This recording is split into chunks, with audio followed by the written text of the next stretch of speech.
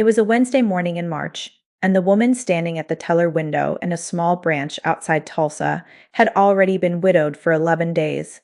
She wasn't there to withdraw much. $600 to cover a mortgage payment and a prescription refill. She slid her debit card across the counter, the same way she had 1,000 times before, and the teller typed her account number into the system. And the screen did something it had never done in 40 years of marriage to that account. It returned an error, not insufficient funds, not a wrong PIN, a freeze. The account she had shared with her husband since 1987, the account both their names had been printed on since before their children were born, had been locked the moment the bank system matched his social security number against a federal death file. Nobody called her, nobody warned her, the money was still there, she just couldn't touch it. By the end of this video, you're going to understand exactly why that happens to almost every joint account holder in this country the day a spouse dies, and more importantly, the specific legal move that keeps it from happening to you. The last point I'm going to cover is the one most people watching this already have sitting in their own bank right now, completely exposed, and they don't know it. Before I go further, subscribe to this channel and turn on notifications because I cover exactly this kind of blind spot every week. The stuff banks and agencies never explain to you directly. And if you're the one managing money for yourself or a parent, you need to see these before the mistake happens, not after. Here's the pattern I see over and over again in probably 8 out of every 10 cases that cross my desk. It is never fraud. It is never carelessness. It's a missing form, a signature card nobody updated, a beneficiary designation that still says the name of a spouse who died 3 administrations ago. It's a title on a deed that never got corrected after a divorce that closed in 2004. These are invisible mistakes. Nobody sends you a notice that says you're about to lose access to your own money.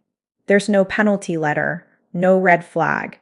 The system just quietly does exactly what the paperwork on file tells it to do.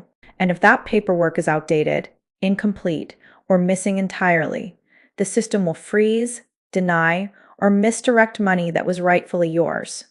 And it will do it silently. Now let's talk about why this happens.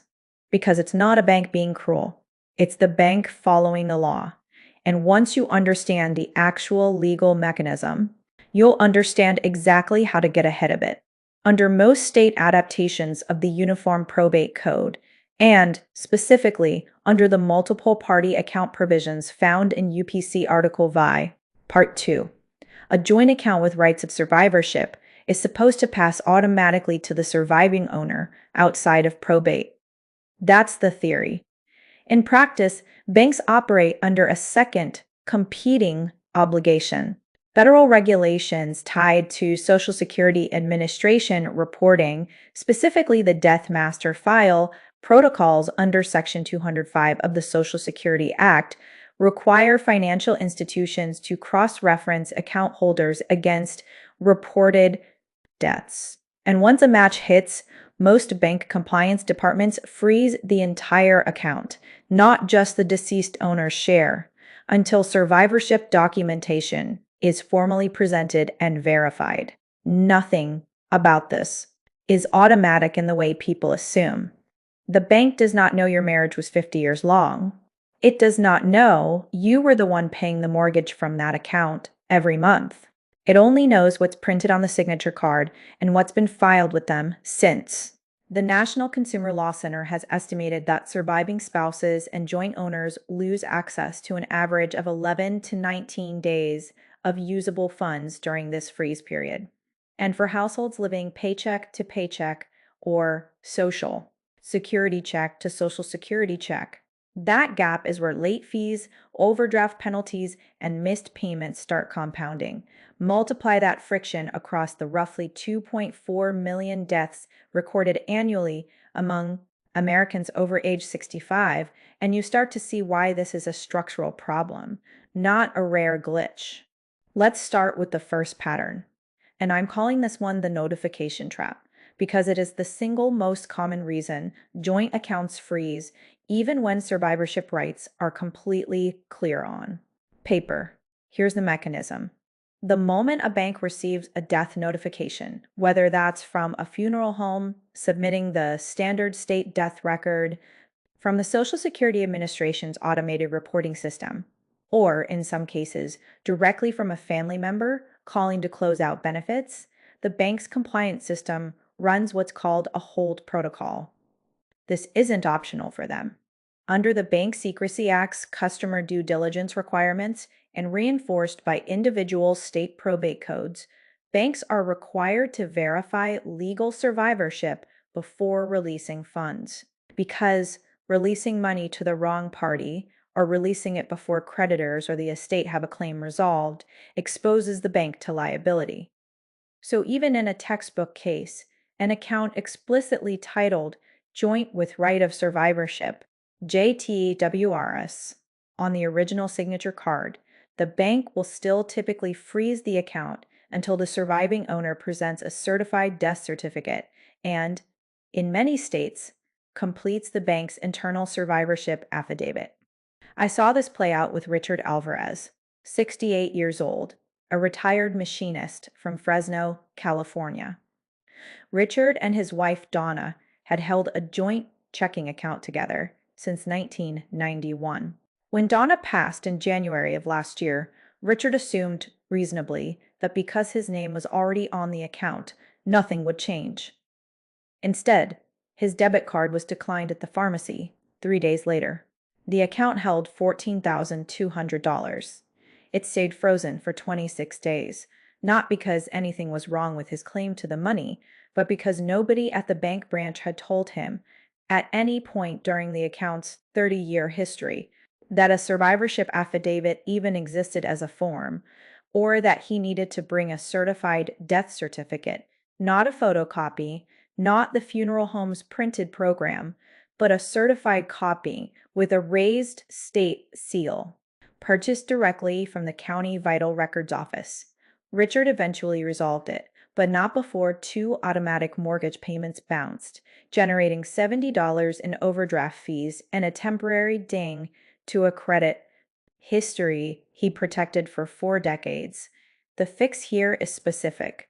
The moment a joint owner passes, the surviving owner needs to go in person to the branch where the account is held with a certified death certificate, government issue photo ID, and be prepared to sign the bank's own internal survivorship or right of survivorship affidavit, sometimes labeled internally as Form W-9S in institutions that also need to update tax reporting. Though most banks use a proprietary internal form rather than a numbered federal form for this specific step, order at least 5 to 10 certified death certificates from the county clerk immediately, because you will need separate certified copies for the bank, for Social Security, for any life insurance claims, and for the county recorder if real estate was jointly held.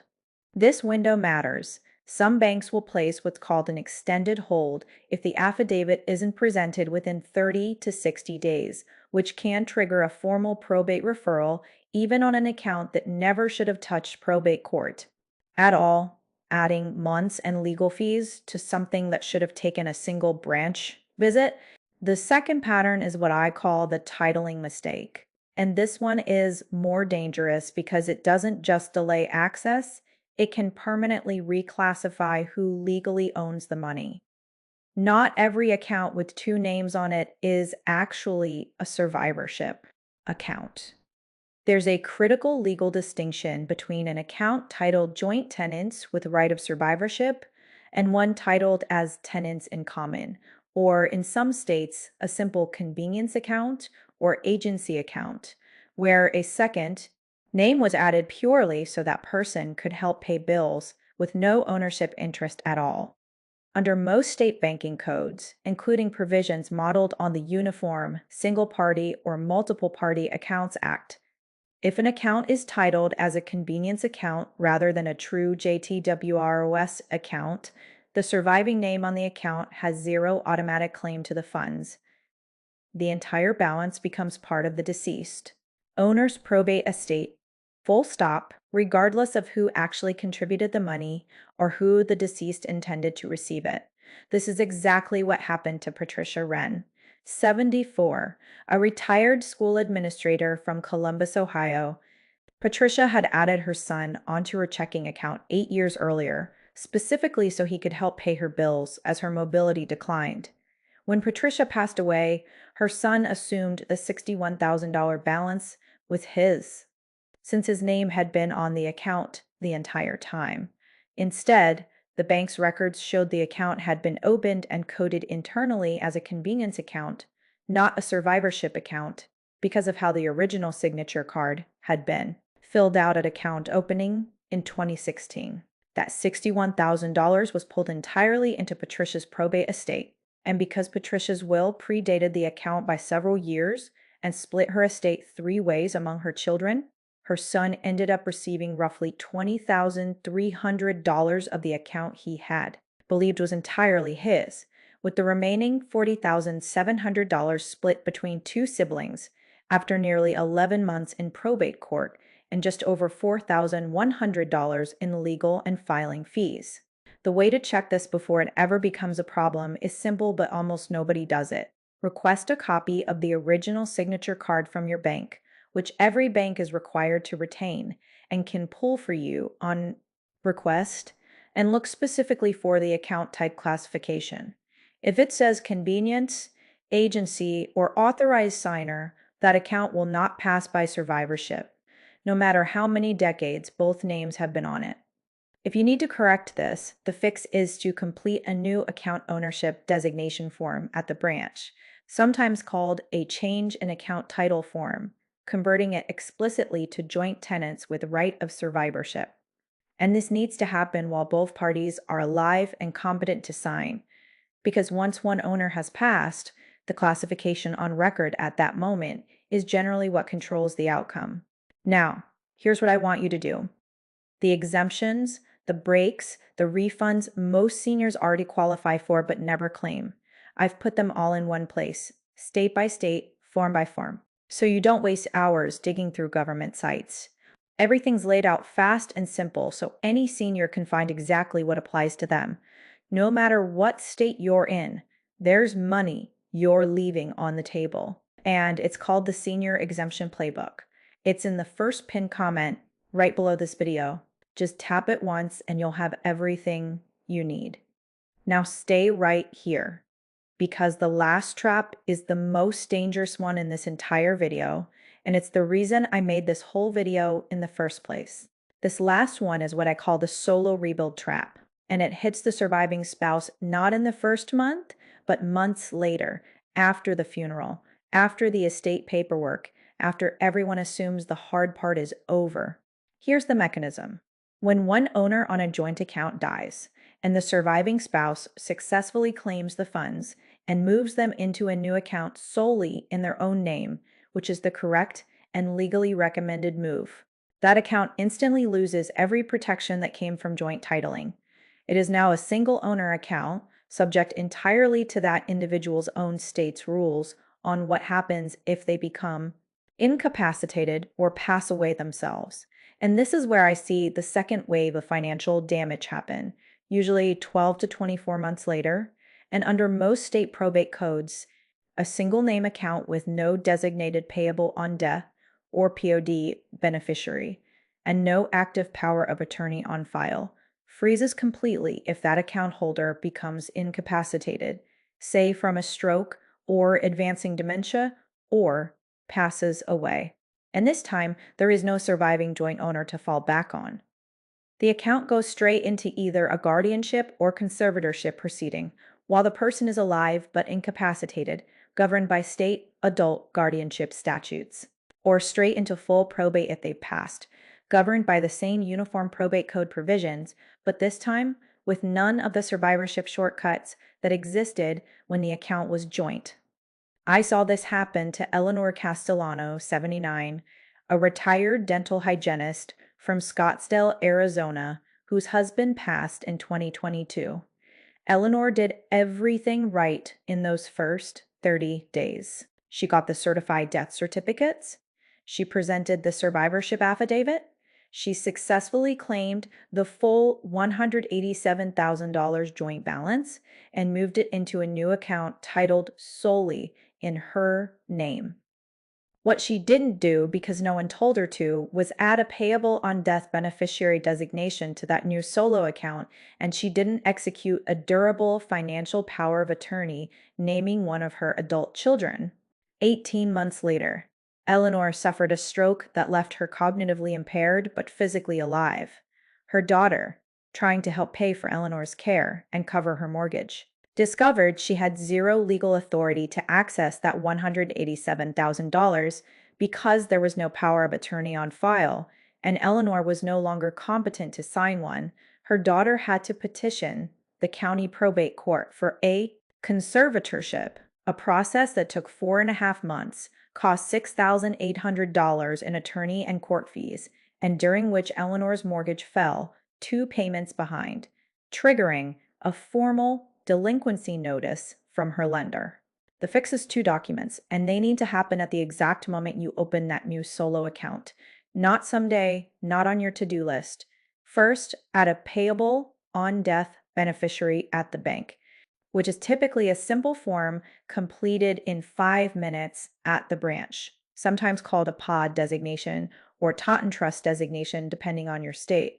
And this alone guarantees that if you pass, the named beneficiary can claim funds directly with a death certificate, completely bypassing probate. Second, execute a durable power of attorney, specifically one that is durable, meaning it remains valid even if you later become incapacitated, as opposed to a standard power of attorney, which automatically terminates the moment you lose capacity, a distinction defined under most states' adoption of the Uniform Power of Attorney Act. This document needs to be signed while you are unquestionably of sound mind, because you cannot execute a valid power of attorney after a stroke, after a dementia diagnosis has progressed, or after any event that a court could later argue affected your competency. That window closes the moment capacity is in question, and once it closes, your family's only remaining path is guardianship court, which is slower, more expensive, and entirely public record. So here's exactly what I want you to do in order, starting today, whether you're the one holding a joint account right now or you're helping a parent get theirs in order. Step 1, call your bank directly using the number printed on the back of your physical debit card or on a recent official bank statement, never a number given to you by an inbound caller claiming to be your bank, and ask them to confirm, in writing, if possible, how each of your accounts is currently titled. You are listening specifically for the words joint, tenants with right of survivorship. If they say convenience account, authorized signer, or anything other than that exact survivorship language, move to step 2 immediately. Step 2, request the change in account title form, sometimes called an account ownership amendment, and complete it while both account holders are alive and able to sign, converting any misclassified account into a true JTWROS account. Step 3, order a minimum of 10 certified death certificates the moment they become available from your county's vital records office. Not photocopies, not funeral home printouts, certified copies with the county seal, because Social Security, life insurance, the bank, and the county recorder's office for any jointly held real estate will each require their own original. Step 4, the moment any account transitions into a single name, whether through a death, a divorce, or simply consolidating finances, add a payable on death beneficiary at that same branch visit and do not leave without it. Step 5, execute a durable power of attorney through an estate attorney or a reputable state-approved legal document. Service. Making sure the document explicitly states it remains effective upon incapacitation, and provide copies to both your named agent and your primary bank, because a durable power of attorney sitting in a drawer at home does nothing for you in a crisis if the bank has never seen it. Step 6, put a single sheet of paper, physical or digital, listing every account its exact titling, classification, and where the original documents are kept, and give a copy to the person who would need to act on your behalf. Gather your marriage certificate, any prior divorce decrees affecting joint property, the deed to your home if it's jointly held, and your most recent account statements now before you need them.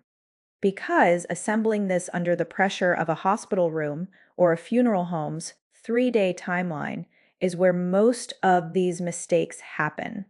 That woman outside Tulsa eventually got her $600. It took 9 days, a trip to the county clerk's office, and a folder of paperwork she didn't know she needed until the moment she was standing at that counter being told no.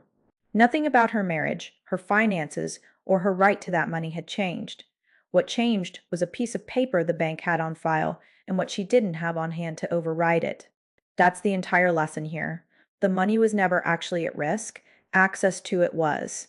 And access is the one thing you can protect months or years in advance with 5 minutes at a branch counter and a folder. You build before you ever need it.